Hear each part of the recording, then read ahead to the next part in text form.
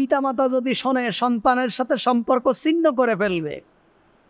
যে কথাগুলো স্ত্রী যদি জানে স্বামী স্ত্রীর সম্পর্ক বিচ্ছিন্ন হয়ে যাবে। যে কথাগুলো সমাজ যদি জানে সমাজ থেকে বিচ্যুত হবে।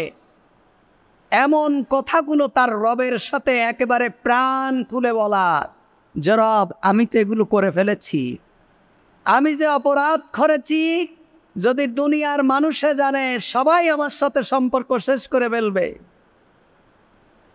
আমি যে অপরাধ করেছি পৃথিবীর কেউ জানে না, তুমি জানো।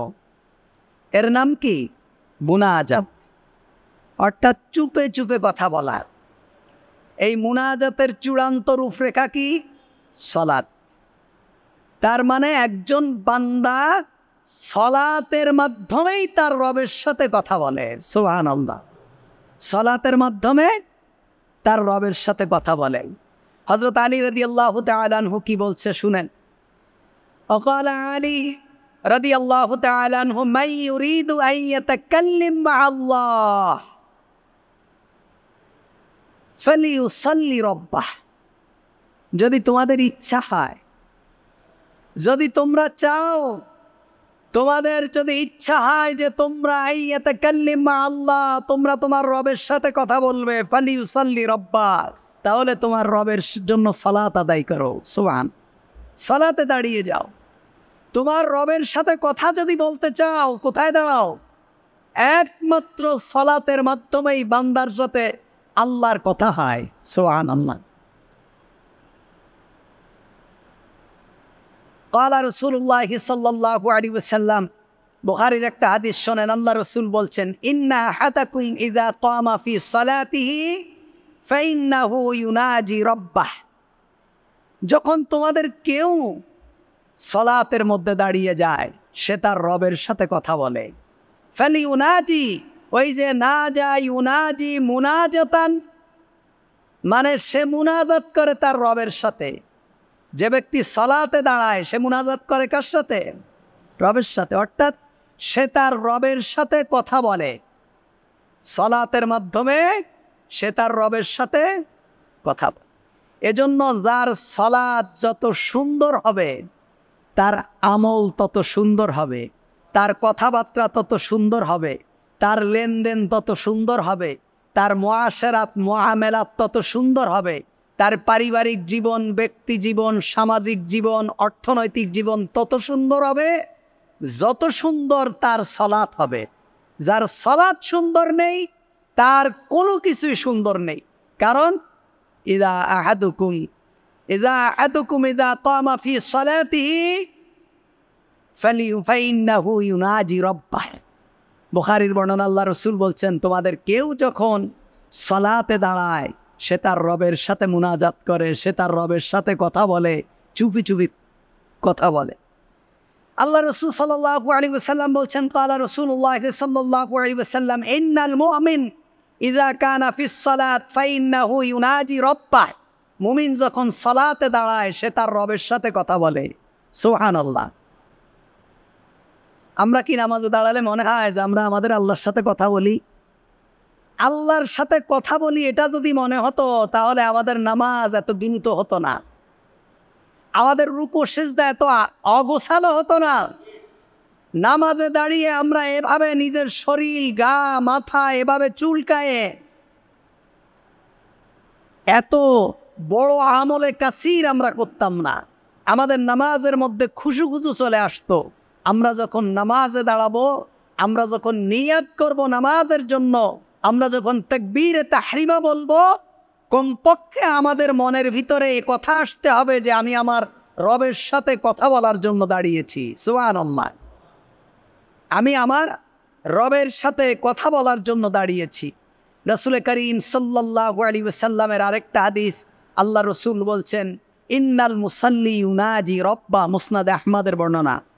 প্রত্যেকটা মুসল্লি তার রবের সাথে মুনাজাত করে। তার রবের সাথে কি করে? মুনাজাত করে, অর্থাৎ তার রবের সাথে কথা বলে। প্রত্যেকটা মুসল্লি তার রবের সাথে কথা বলে।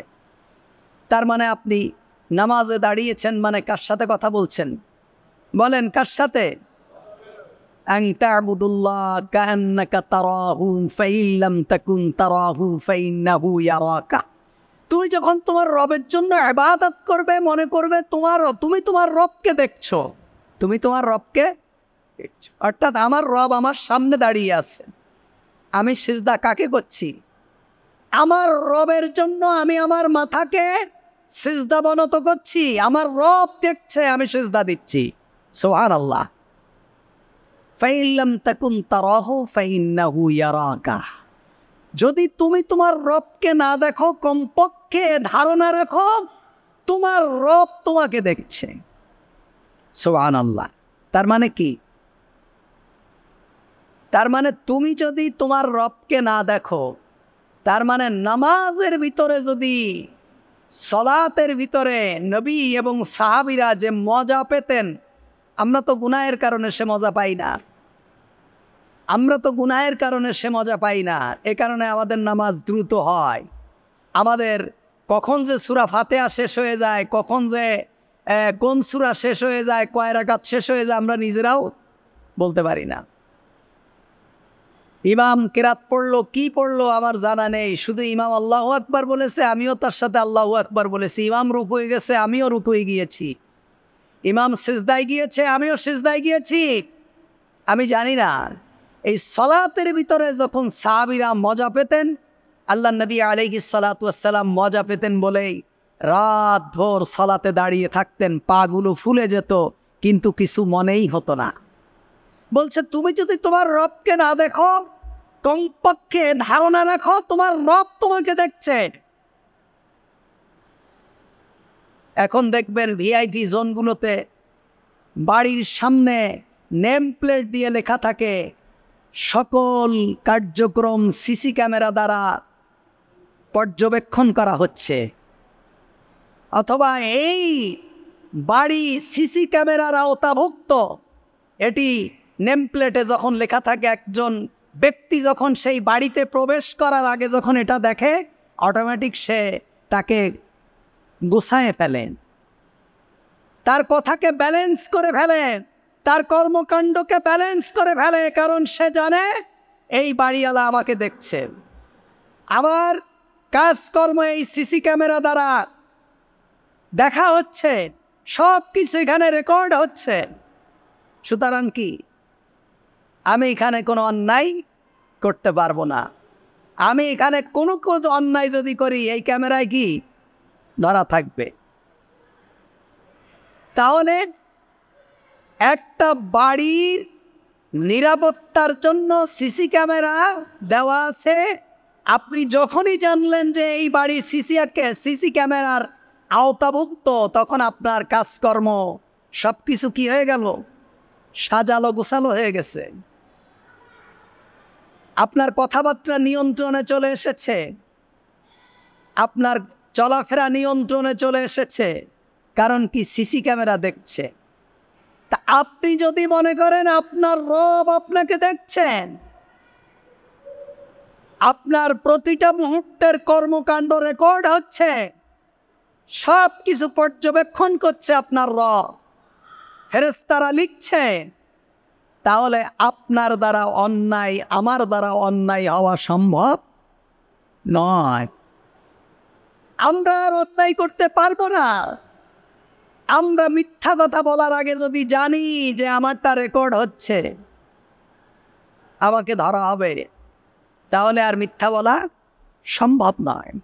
আমি চুরি করার আগে যদি জানি যে আমার রেকর্ড হচ্ছে, তাহলে কি দুনিয়ায় যেমন কোথাও যদি কোনো অঘটন ঘটে, আশেপাশে যত সিসি ক্যামেরা আছে সমস্ত ক্যামেরাগুলোর চেক করা হয় যে এই সময় থেকে এই সময়ের ভিতরে কে কে এই এরিয়ার ভিতরে ছিল, এবং মোবাইল নেটওয়ার্কে খোঁজ নেওয়া হয় যে এই এরিয়ার ভিতরে কোন কোন সিম এতটার সময় চালু ছিল, কোন সিম এই এরিয়ার মধ্যে ছিল। এই সিম ব্যবহারকারী ব্যক্তিদেরকে একত্রিত করো, এবং এই জায়গা দিয়ে এই সময় কোন মানুষগুলো অতিক্রম করেছে তাদেরকে একত্রিত করো, তাদেরকে রিমান্ডে নাও, তথ্য বেরিয়ে যাবে। দুনিয়ার সাধারণ প্রযুক্তি যদি এই হয়, আমার রব আমাকে আপনাকে পৃথিবীতে ছেড়ে দিয়েছে এমনে এমনেই, আফাহাসিবতুম আন্নামা খালাকনাকুম আবাসা, আল্লাহ বলছেন আমি কি তোমাদেরকে সৃষ্টি করেছি এমনি শুধু শুধু?